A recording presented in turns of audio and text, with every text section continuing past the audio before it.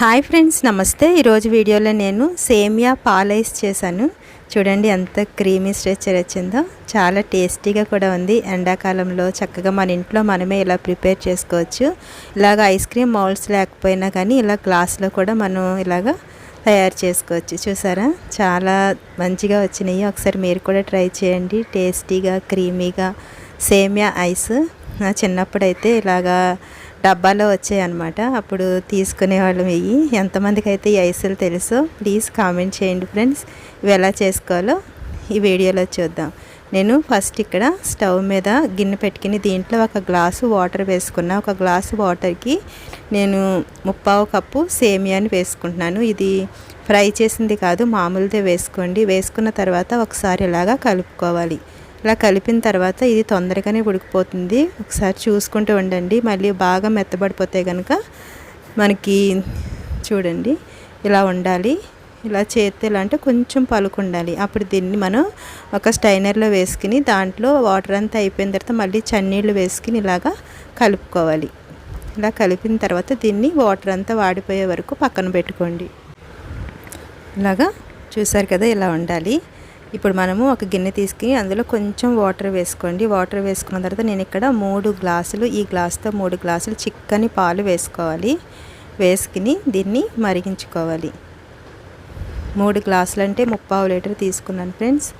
తీసుకుని చూడండి ఒక్కొక్కసారి ఇలా తిప్పుకుంటూ బాయిల్ చేసుకోవాలి. లో టు మీడియం ఫ్లేమ్లో పెట్టుకోండి. ఇక్కడ 1 కప్పు షుగర్ వేసుకుంటున్నాను.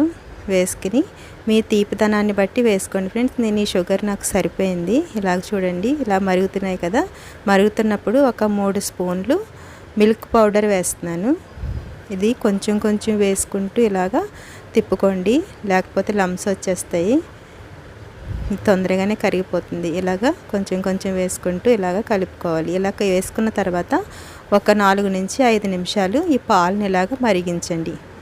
చూడండి ఇలా మరిగిన తర్వాత ఇప్పుడు మనం స్టవ్ ఆఫ్ చేసుకుని పక్కన పెట్టుకుని చల్లారనిద్దాం. చూడండి పాలు చక్కగా చల్లారినవి. చూసారు కదా, ఇలాగ సేమియా కూడా చాలా పొడి పొడిగా ఉంది. నేను ఇలాగా ఐస్ క్రీమ్ మౌల్డ్స్ ఉంటాయి కదా, ఇవి తీసుకున్నాను. వీటిలో కొంచెం కొంచెం సేమియా వేసుకోండి. సేమియా వేసుకున్న తర్వాత నేను అన్నిటిలోని వేస్తున్నాను ఫ్రెండ్స్. మనం గ్లాసులో కూడా వీటిని ప్రిపేర్ చేసుకోవచ్చు. నేను ఇలా చిన్న చిన్న టీ గ్లాసెస్ ఉంటాయి కదా, దాంట్లో కూడా వేసాను.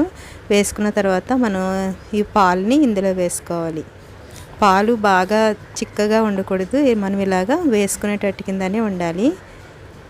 చూడండి ఇవన్నీ వేసుకున్న తర్వాత సిల్వర్ ఫాయిల్ ఉంటుంది కదా, ఈ పేపర్ని ఇలా వేసుకుని దీంట్లో ఐస్ క్రీమ్ స్టిక్స్ పెట్టుకోవడమే. చాలా సింపుల్గా ఎండాకాలంలో మన ఇంట్లో మనమే పిల్లలకి ఇలాగా, ఇప్పుడు హాలిడేస్ కూడా వస్తున్నాయి కదా, మనం ఇలాగ మన చేతితో మనమే చేసి పెడితే చాలా హ్యాపీగా ఉంటుంది. అలాగే చాలా బాగుంటుంది కూడా. చూసారు కదా ఫ్రెండ్స్, ఫస్ట్ టైం నా వీడియో చూస్తున్నట్లయితే ప్లీజ్ సబ్స్క్రైబ్ చేసుకోండి. ఇప్పుడు వీటిని మనం 8 గంటలు నేను ఒక రాత్రంతా డీప్ ఫ్రిడ్జ్లో పెట్టేశాను ఫ్రెండ్స్. చూడండి ఇలాగా. ఇప్పుడు వీటిని మనము ఒకసారి వాటర్లో పెట్టి ఇలాగా అటువైపు ఇటువైపు ఒకసారి తిప్పండి, సరిపోతుంది. ఇలా అన్న తర్వాత ఈ సిల్వర్ ఫాయిల్ తీసి ఇలా తీసుకోవడమే. చూసారా ఎంత క్రీమీగా ఉందో. మీకు నా వీడియో నచ్చినట్లయితే ప్లీజ్ లైక్ చేయడం మాత్రం మర్చిపోద్దు ఫ్రెండ్స్.